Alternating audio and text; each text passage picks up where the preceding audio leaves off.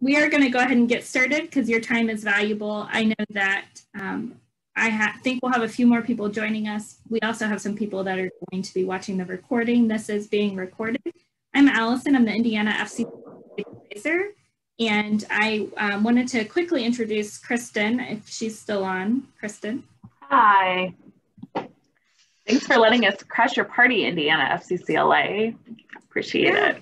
No problem. We're glad to have you, and thank you for sharing your teacher with us here today. Kristen is the state administrator for Nebraska for my Indiana people. We are ready to get started. Miranda, are you ready? We're going to go and turn it over to you. Hi, everyone. Good afternoon. My name is Miranda Bright, and I'm going to talk to you a little bit about gamification. I put it in the chat, but in case you missed it, this bit.ly link at the bottom, it's bit.ly and then /FCS Games 2020.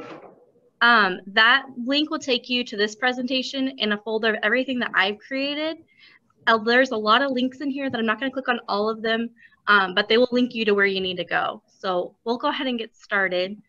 To get started, we're going to go through a little hopscotch. So we're going to start with 1 and work our way up to 10. So a little bit about me. I am an FCS teacher and FCCLA advisor in Nebraska. My name is Miranda Bright, and I am in my 2nd year of teaching at Creek High School. Previously, I taught for 1.5 years at High Plains Community Schools. And then I'm a huge 4-H supporter. So prior to being a teacher, I was really involved in 4-H. And then I also... Oh, you're fine. I actually told it to print over here. Oh, that is totally fine. Believe me, that's what it's for. It's easier to do when you've got the color. Exactly. Oh, excuse me. Somebody... Oh, totally. It's perfect. Who's muting? I'm supposed to be on the Zoom meeting. There's no, but there's no. Okay. There we go. No problem. And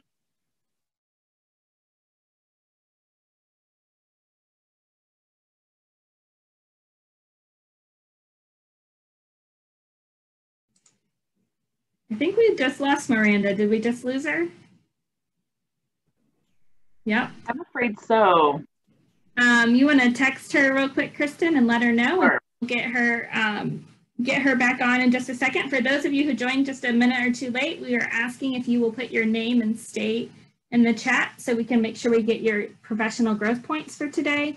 Miranda, our speaker, so we're trying to get her situated and back up and running, and we will get started as soon as she gets back on. But if you're joining, just go ahead and enter your information into the chat so that we have record of your attendance today. And this is being recorded if you have any questions about it. all right, can you hear me now? Yes, yeah, go ahead. Sorry. Okay, sorry. I'm using my personal computer. Long story short, and I think I got kicked off the internet because it just changed 4 o'clock, and then I had to reconnect. Sorry, our school system's fun. Give me 1 second and I'll get back to slides. Alrighty. All right, in the chat, if you haven't already, we were asking you to put your name and your state, but if you would also put your favorite game so I can kind of see what your favorite games are in the chat, that would be great as well.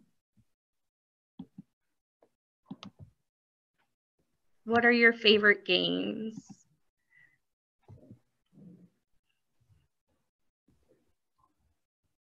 My kids love Uno. Uno is the biggest game that's played in this classroom, I feel like. They love it. So thank you very much for sharing with me.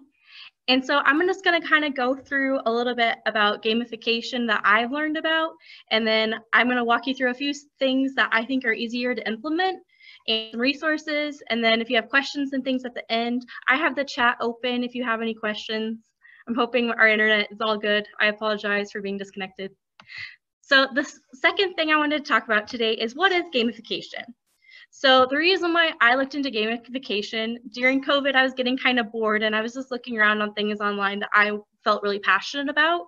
And I really like board games for myself and for my kids. They all love playing Uno, especially here in Crete. And so I was trying to think, what could I do in my classroom to add more engagement once we were back in the classroom or even online? And so games add engagement, and they also add cognitive ability. So that's that critical thinking element that I really love about being career ready. And so that's why I looked really into this.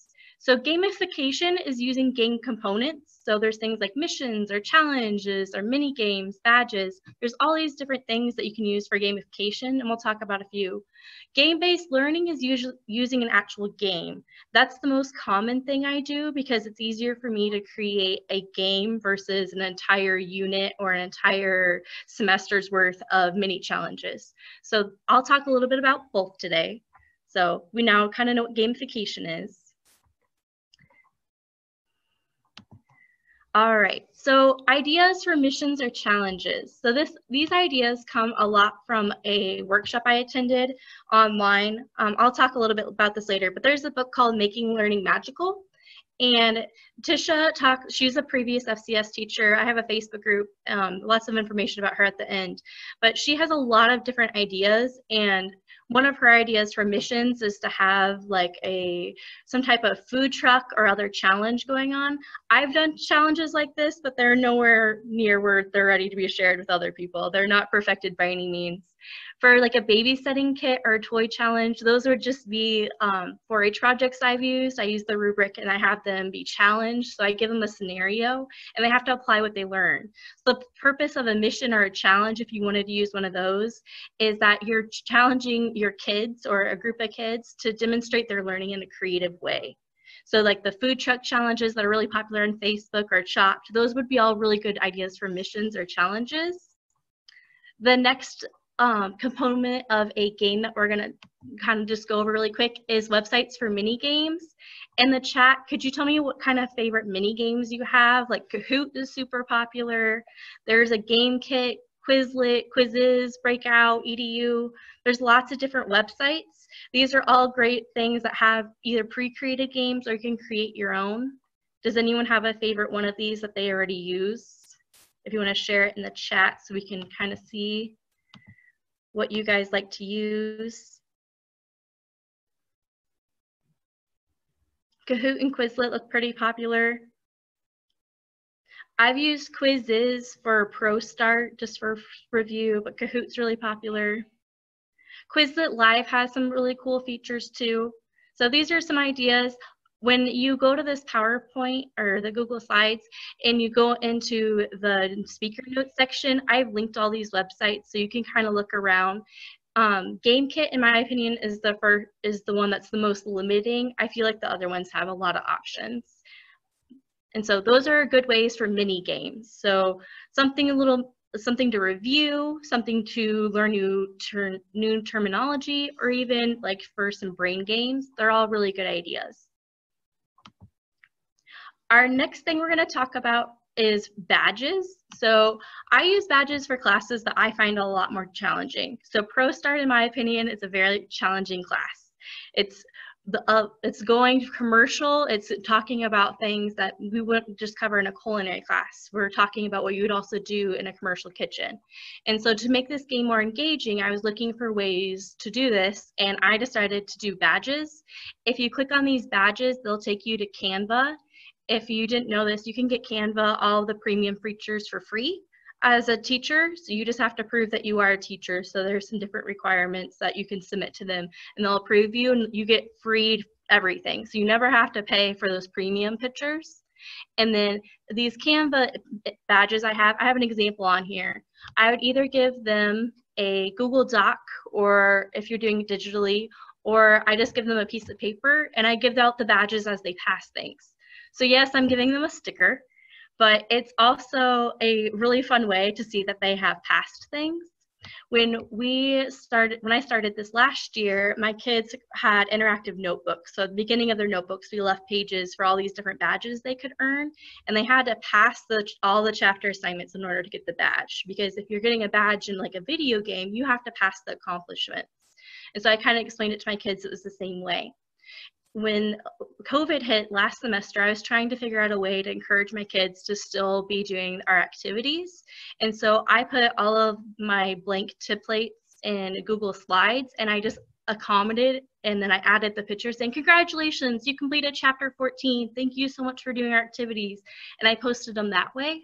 And so there's still ways to do it digitally. I'm lucky right now, we are in person 100%. So I have the privilege of seeing my kids. I could still give them a physical sticker, which is the easiest in my opinion, because digitally you have to go in to every single slide versus I can mass hand out stickers. But it's a really neat way just to gamify your classroom in a really easy way. So these are Pro Start ones. There's lots of other ones. When I was at High Plains, there's a Serve Safe Go activity I'll talk to you about at the end, and there's some for there. So there's so many different types of badges you can use, and badges are used for achievements. So if you want them to compete in FCCLA, you could say they recruited 1 member, they recruited 5 members. For every so many members, you could give them a new badge.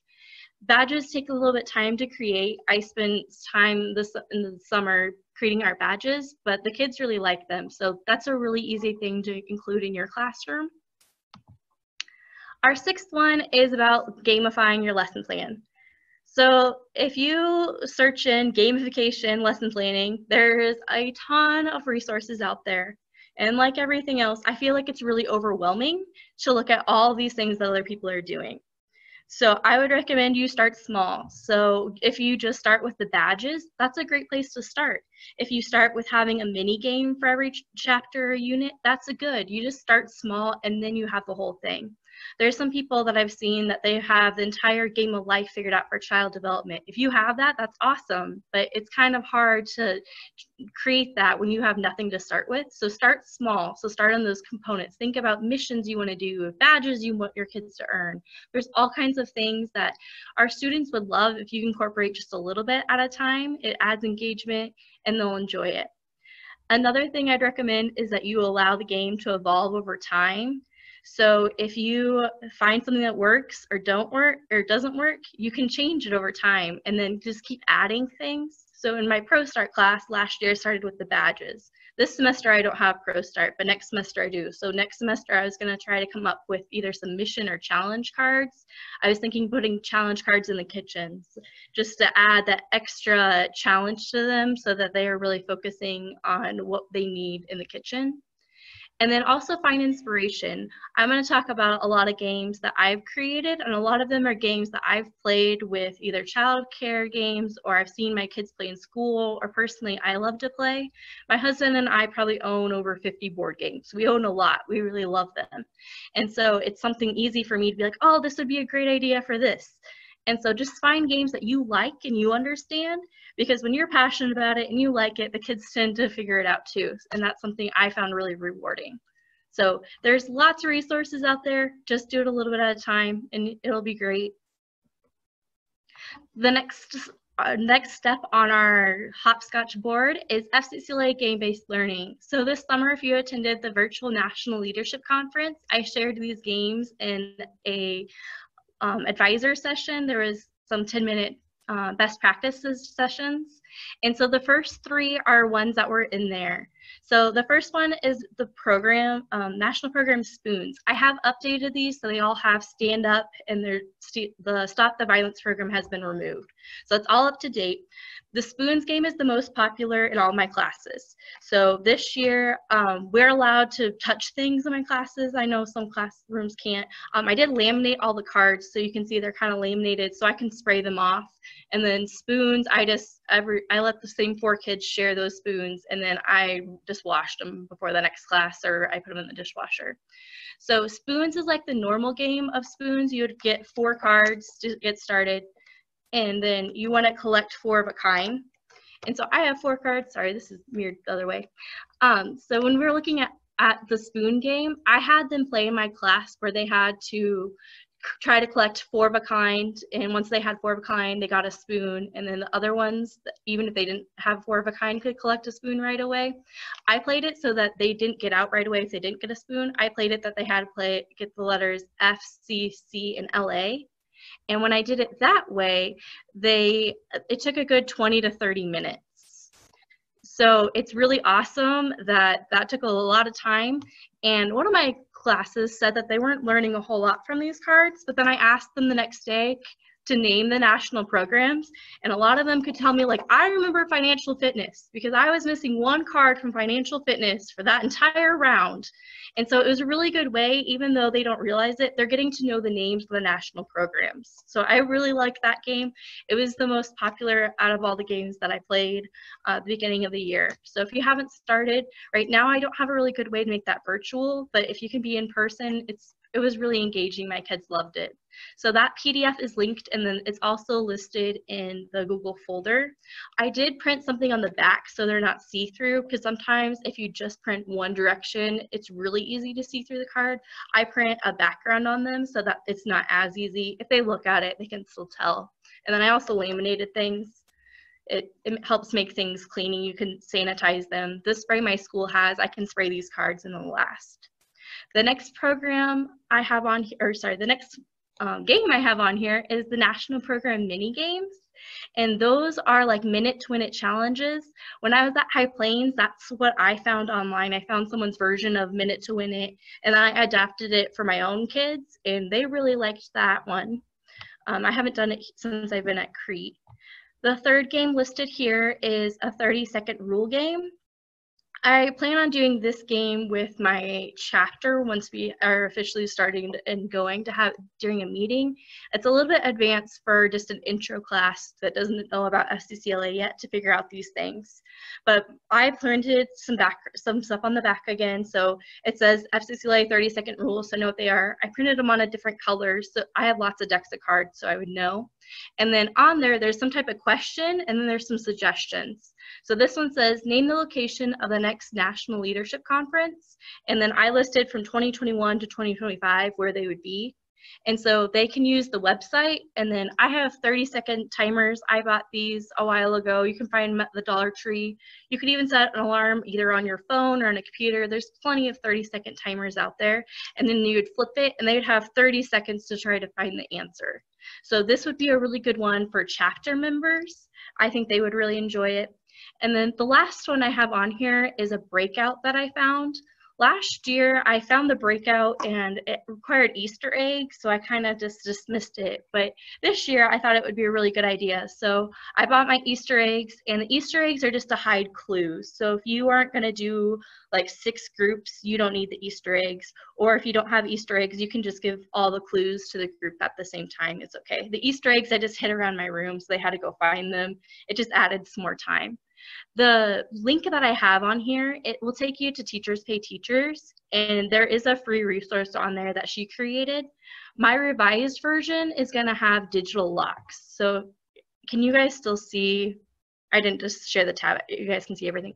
So when you go to here, I created digital locks. And what that means is I don't have the lock boxes from Breakout EDU. I could use them here. I don't have access to them right now. So I create digital locks. So when you go to preview this for your kids, instead of having a physical lock with the 3-digit numbers, they have a picture of what it looks like, and then I put clues. Like you need it's a 3-digit lock code. It needs to be all numbers. And so if I go back to, if I go back to the way that I created this, you can see that when I edit the answers, that it has to be a number equal to, and the code is 276. If they don't enter in 276, when they push submit, it's going to say try again. So that's what I mean by digital locks. I just created them in a Google form. You can use the website too, but I find Google Forms pretty easy because I use them for all my classes. So that's all ready to go. There is some instructions that I created specific to what is needed for the digital box. And then I did update these to have stand up instead of stop the violence. The directional lock clue doesn't have an answer key because I changed it up. It used to say stand up, or it used to say stop the violence, and now it says stand up. So that was the big change. And then one of the other ones was kind of hard to read, so I retyped it up. So it's the same Teachers Pay Teachers, most of the clues, but I updated it a little bit. So that would be a good game to play. If you wanted to make it digital, a lot of those things they could do digitally. If you have Canva, you can set it up so your kids can also have Canva, and they could draw on the things, or if they have like Cami, they can draw on the PDFs. There's lots of ways to get around drawing on PDFs. So those are all FCCLA. I really enjoy FCCLA and including it in my classes, and that's where a lot of that inspiration came from. My next one is about FCCS, game-based learning. So I created a game board to get to know you, and it's in Canva. So when you open it, it's going to take you to a template. The reason why is if you wanted to edit this template, you can do that. If you are completely online, you could save this and the kids could just move the pieces digitally on a Google slide or in Canva, and they could work together, and you could set a digital timer. I provided an example of a digital dice too. So when they move on the board, they can just roll the dice, and then they can roll the dice either on the computer, or like I have foam dice in my room where you can buy the small dice, and then they would move. Something I invested in on Amazon for like $10, you got like 70 of these little pieces that you can move around.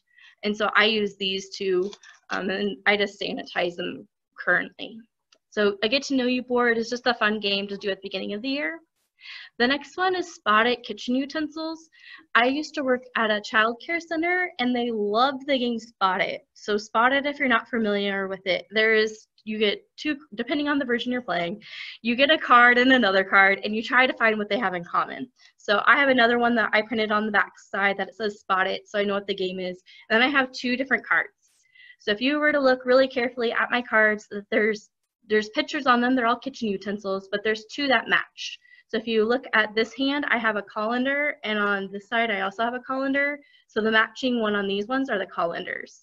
So the kitchen utensil Spot It game, they would have to remember what the names of them are. I don't let them just point. So if they didn't know that this was a sifter, they would have to not get the point or not get the cards until they could remember it's called a sifter, or that these are, we have like measuring spoons or a liquid measuring cup. They have to know the name. They can't just match the image. And that's a really fun thing just to review. It doesn't take very long to play, but it's a fun game just for review one day. A lot of these are foods related, but I'm starting to include other classes.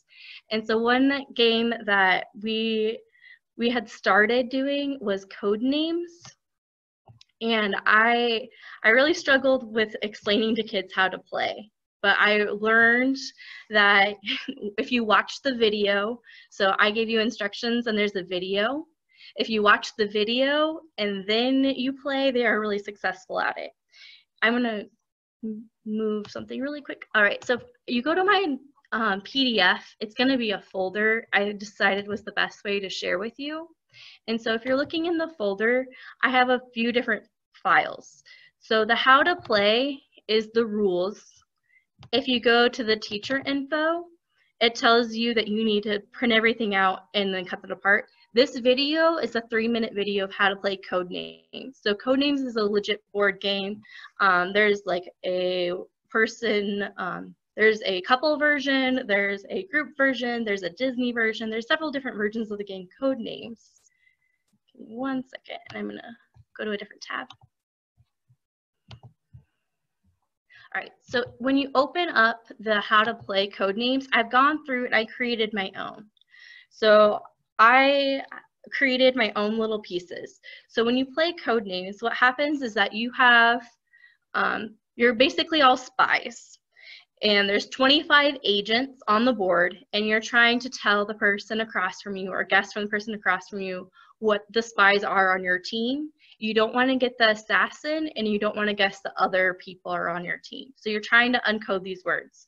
So you get this, you get a key. So at the very bottom, it tells you that this is your key card, and you position the board so that way you and the blue, so you have two teams, sorry, and you kind of go through and explain it to the kids.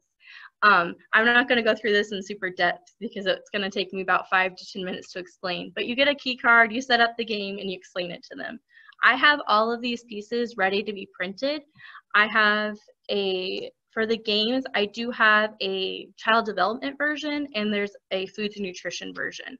I'm not going to walk you through all of it today, but if you go through and you learn how to play the game Codenames, it's exactly the same. The words are just either related to foods and nutrition or child development. And then if you have like an intro class where you cover both, you could just mix them together. I did this on the first day of school just to, my kids don't have Chromebooks yet, just to kind of get to know their personalities a little bit. And once they figured it out, they really enjoyed this game because they had to think of like, what do fruits and vegetables have in common? Well, if there was nothing else on there that related to my plate, they could give them clues like, oh, my plate, and say that there's 2 related to my plate and kind of explain it that way. And it's just really cool to see how their knowledge has evolved and things that they already know. At the end of the semester, this would be a really good review game too. Your kids could create their own code name words. But if you want to get started, there's good instructions of how to do this. All my resources, I'm really bad at citing where I got things, so I'm trying my best when I'm sharing things to not take credit for things. I created the stuff in Canva, but the instructions, the ideas, they're other people's too. It's a little bit of everywhere. So I made sure to put those in the teachers. I just kind of put the URLs of where I get instructions and ideas. So lots of fun things there. And then I have a resource for you to go to a Guess Who game. I love this Guess Who game to the point I've recreated it for my own classes for other things too. So if you were to buy this resource, you take a regular board of Guess Who. So I am the proud owner of about 8 Guess Who games. They go on sale for about $6 or less on Amazon if you watch it, but you only can buy 3 at a time. So I watch the sales to get them on sale, and then I haven't spent a ton of money on them, but it's been worth it. They can take an entire class period and you can have a Guess Who championship game. It was a lot of fun last year. But if you were to buy hers, or you can make your own, if you email me or let me know that you want to make your own, I can show you how. But you get little cards to put in. So instead of guessing Sally with yellow hair, you're trying to tell them about corn, or trying to tell them about a cucumber, and this is the fruits and vegetable one, or a kitchen utensil. You're trying to give clues to what these things are, and it's a really good review game. I did it with kitchen utensils, and they're like, it's the one that's next to the spoon, and they're trying to tell them it was a fork, and it was just really funny to watch their knowledge through a game. And so that one's pretty fun. And then the last one is not mine, but it will take you to a game that is a taboo game. And I play this in my intro class when we're talking about careers. It's all careers, and they're not all related to FCS, but they're just careers. And it's just good practice of communication and explaining things.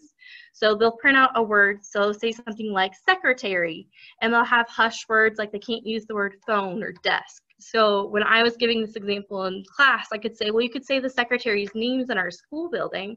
So we could say like, oh, Sandy, she's in the beginning of the classroom, or she's right when you walk into the school, and you could talk about this. So this is a really good idea to build off of other things. So if you wanted to then use this in your child development class, you could put like a theorist or something other, some other topic, and use words they can't use to describe it. So it's just a really neat idea that you can take what they've already created and then make it your own. So there's so many ways to adopt those different resources. All right, this page has a ton of resources on it. So I talked to you a little bit about how Tisha's book is what really inspired me during COVID. In March, I had ordered the book and I attended the workshop, and I really liked the workshop online, how she went to explain it. If you're not a tech savvy person and you really want to get to know technology or how to use a magical classroom, as she likes to call it, the workshop is a really good one. It is kind of expensive. It's about $300. In Nebraska, we have an FCSTN scholarship that you could apply for, and I applied for it and got that, and so that helped cover for a lot of the cost of it. But it's a really good way to get to know things, and then you have her live. She'll help you with different things. She'll email you. She'll also email you if you just email her other things, but when you're in the workshop, she gives you a lot of attention and help. So the first resource on here is her book. So I physically have her book. It goes through a lot of the things like badges and different things that I talked about, but she was also an FCS teacher, and that's what makes her book stand out to me compared to every other book that I've read, is she gives you specific examples that she used in her culinary classes or ideas that she has. On her website, she has a resource section where you can see it just for free. So if you wanted to learn more about having a gamified experience, you could click on that and she'll give you some ideas, like MasterChef, The Amazing Race. She has all these different lesson ideas. Where you can also go is her blog. Her blog has lots of ideas. Codename idea. I've seen her, she has a blog somewhere about codename. She has all types of lessons related to FCS and gamification. So that's really awesome. She does have a Facebook group. If you request part of it, you can see kind of new ideas. And the last one is her workshop link. So if you're interested in maybe taking that workshop, seeing if your school district would pay for it, it's definitely worth the money if you want to learn more about technology and gamification, if you're really at the beginning stage and not very advanced. The second point is about a food safety and sanitation support group. You have to join the group and then fill out a Google form, and then you have access to the resources. So it's a double-step process, but it's just to make sure those resources are in the right hands. They have a game called Serve Safe Go. So it's like Pokemon Go, but you collect pathogens instead of the Pokemon. And when I was at High Plains, I had kids who loved games. And I also played Pokemon Go. So one day we walked to the park and I said, we caught some Pokemon and we walked back to the school. It's a small town, it was okay. We walked back to the school and I said, okay, so now that you guys know Pokemon Go, I know you know what it is, we're gonna do Serve Safe Go. And so I took her idea and I took the pathogens, but then I used the resources I wanted to use for my classes and then kind of gave them like, okay, in order to catch this pathogen, you don't want these pathogens. Remember, we talked about foodborne illnesses. Pathogens make you sick, so we don't want this one. We don't want a botulism. And so in order to catch it so that you don't get sick, we have to do these things. And it was just a really fun way. I had a really small class, but they were maybe not the most motivated at times, but this was a good way to connect with them. They loved games. And I haven't seen anything as relevant to them since then. So it's just a neat idea to look into. This website that takes you to the digital board game template, this is where I got my Google Slides from. So Slides Mania, it's super awesome. If you've never been here. She has a ton of slides. They're super awesome. The one that I'm using with Hopscotch is from her. She has a game board one. So our digital, she has a game board that you could set up for your kids. There's lots and lots of slides on here. This is my go-to now because they're quick, they're easy, and they're free. So if you wanted to use this template, you just click on it, and if I'm a Google school, so use Chromebooks for our kids, so everything we use is on Google. You just open it in Google Slides and make a template and you're good to go. It's super easy to use, super awesome. I'm a huge advocate for that. If you also fill out her Google form, she'll send you stickers. So if you want some fun stickers to promote Slides Media, that's really neat. And then the last two are other books. I don't have Explore Like a Pirate, but I've heard it's really good. It's on my wish list. It talks a lot about gamification. And then the last one is Adrenaline Rush. So a couple of years ago, well, 2 years ago, we were in Anaheim, California with FCCLA. And I was reading this book on the plane, and there's a chapter about Disneyland. And ironically, all I had for a bookmark was my Disneyland tickets. And that's where I got really inspired that, hey, I don't need to just be doing this with FCS. Why am I not doing gamification with FCCLA? There could be a lot of other things that they might be interested in too. So when I was reading this book, it kind of motivated me to also include it in FCCLA and just think about how can we use it in FCS and FCCLA. One of the things in here talks about how there's no red lights at Disneyland. And the most popular question I get asked every day is, are we cooking today? And the answer is usually no. But I don't have a huge sign that says no. I have a sign that's in blue because there's no red lights at Disneyland. They're all blue because nothing's wrong. It's just not yet. So my signs say, not yet, not today. We're not cooking today, not yet. But that doesn't mean we're never going to. And it's just kind of a different mindset than just saying no. And I think that was a really cool way to kind of look at gamifying your classroom in ways that they don't even know it's gamification, or ways that you're trying to make your classroom more fun, but it's meaningful. And then last but not least, I want to say thank you so much for everyone who's either listening live or is listening later on. My email is on here. I post quite a few things on Twitter. I try to post once a week. And then I don't think we probably have time for a Kahoot game, but I had one set up just in case. Does anyone have any questions? I'm going to unshare really quick.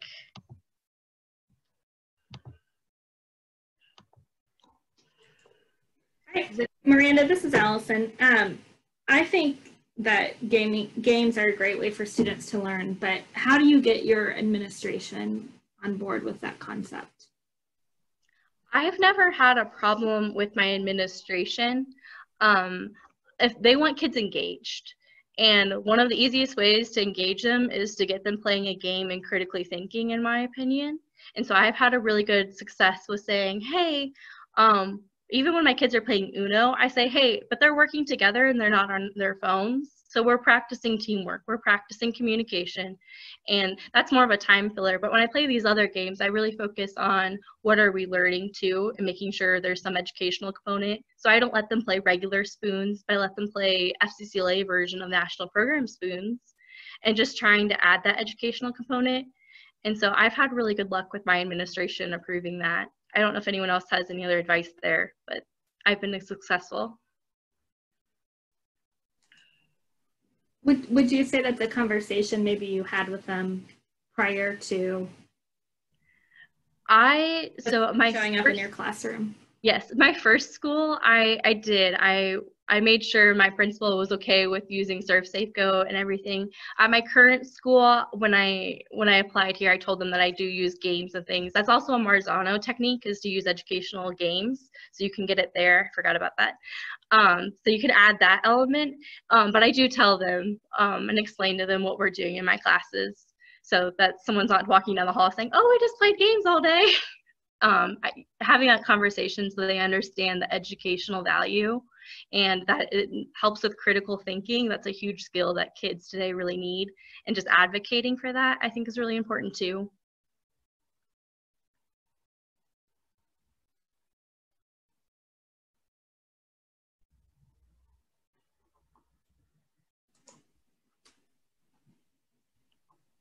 If anyone wants to share questions in the chat too, I'll be happy to help read them to Miranda.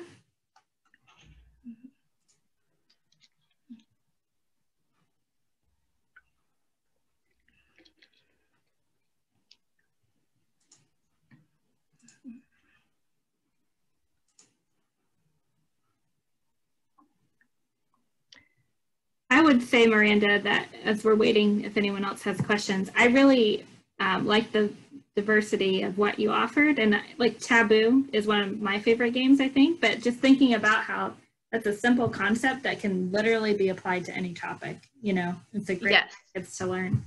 Someone asked, have you tried Goose Chase? I have used Goose Chase. So Goose Chase, you can get, I think it's either 4 or 5 free accounts for educational. The biggest thing is that you have to have a phone or an iPad. You can't use a computer. So I set up a final to be a Goose Chase, and they had to go around my room and like, show me a video of how you properly wash your hands. Tell me all like the 5 My Plate food groups. And I had questions like that. And then my school said no phones. And so I was like, oh, but I got my administration approval. So a lot of it was just making sure the kids had to download the apps ahead of time. And so that's the biggest caveat there. And you're limited to teams unless you pay for it. There is an educational version where I know you can get 5. Has anyone else done Goose Chase that's on? We used it for the Region 3 ACTE meeting when it was in Indianapolis for like our fun activity, and it worked pretty well, I thought. I think Nebraska FCCLA state officers used it maybe 2 or 3 years ago. Did like a national program scavenger hunt with it. I've done it with the FCCLA chapter before, and just, you know, like kids run around a school trying to do clues and a back to school kind of activity. I used it for a while. Miranda, could you talk about how you've adapted resources for special education students or EL students? I think that might be something to just, I think these are very adaptable strategies. So if you would speak to how you've adapted things, that'd be great. Yes, so for those of you who aren't familiar, Crete has a really big Hispanic population. And so I would say one of my classes is probably I'd probably say about a third of it is Spanish speakers natively, and they're on track to become out of EL, but they're still in EL classes. And so a lot of things I try to do include pictures. So one of the Spot It games, so my plan for this, so I have these pictures, is to put these pictures in the kitchen, because pictures really help the kids. And so that's something that I've really been focusing on, is how can I include more pictures on things and not just words? Because I know it's hard for them. Like, they may know what this word means in Spanish, but they might not know the English way of explaining it to us. And so just that's been a really good way. And then for my SPED kids, in both the school districts I've worked in, I've always had usually one student with a para, or someone if they're really low functioning. And these games can also be really good for matching. So they can look at career connections, and I wouldn't have them play spoons. I would have them just try to find all the ones that say career connections. And with their para, or with me, or with their group, they could read what it says, so that they're still kind of learning about the national programs, but it's a good way to also get them engaged. A lot of my SPED kids are pretty good about telling me their accommodations and reminding me if I forget, but because I don't do testing very often, I sometimes forget of those things. But I know that that's been really helpful to have pictures, and then just maybe use the deck of cards in a different way.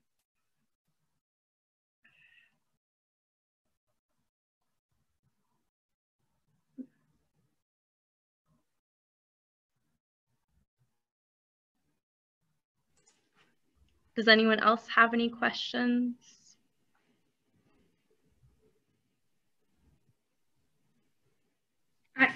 I think that you have put a lot of time into this, and we really appreciate it. But the resources you have are so nice and user friendly. I think that's going to be very helpful for some teachers as they start to kind of investigate adding this into their classroom. It is time consuming, but it's something I really enjoy. So when I have nothing to do, creating these games gave me something to do. So I was happy to do it. And I tried to create them ways that I could share with other people. But when you go back, it's sometimes hard to explain. Like, I know what I was thinking, but I don't know how to explain it in words. So I try to provide things that just make sense, so that I could give you instructions. So if you see something like on my Twitter that you wanted access to, let me know, and I will try to, I'll try to give you better instructions. If you see problems, please let me know. My kids like to tell me where all my typos are. I appreciate being told so I can fix things. So if you see anything, or if anyone else adds anything, I can add it to that folder too. It's a good start to just thinking about what you can do. A lot of the Canva things are easy to edit. You just can open it up and edit your own, and that will save you some time too. And for those people who maybe don't know what Canva is, you want to just explain that? I use it all the time. It's a great resource. Yeah. I'm not logged in on this computer, so I'm not going to show you it. So Canva is a way to design a lot of things, and it's very, very user friendly. So if you create an account, I created an account with my school email, you can write in with Gmail. And then when you open up, there's all kinds of templates you can use. So you can make posters, you can make business cards, you can make all kinds of different things. So I have my development class, when we study toddlers, they create a toddler birthday party. I have them create an invitation using Canva just to make it more fun. And so there's lots of different options that you can use. Most of the worksheets I use are in there. So it's kind of like the Adobe suites of all the different options you can do, but it's free and online. And so much easier. Yes, very so much easier. Friendly. Yeah, yeah. It's great. There's everything from creating logos to infographics. So for those of you who are looking for some project ways for your kids to do online, Canva's a great option. And you can also add your Google Classrooms. I didn't know that until this last school year. So if you sign up for an educator account, you get premium free, and you can set up your classroom. So they can turn stuff in that way too. So that was really neat to learn. Any last minute questions before we let everyone go? I know, Miranda, I don't know if you're reading the chat, but lots of people just wanted to thank you and thought it was a great presentation. So thank you for your time today. Kristen and I will be following up with teachers with regards to the recording. The resource, I shared it one more time in the chat if you need it. And then also for Indiana teachers, I know the professional growth points. It was my pleasure. Thank you everyone for hanging out on a Thursday. All right, well, thank you guys. And we'll go ahead and let everyone get back to all the work they probably still have to do tonight. Have a great evening. Thank you.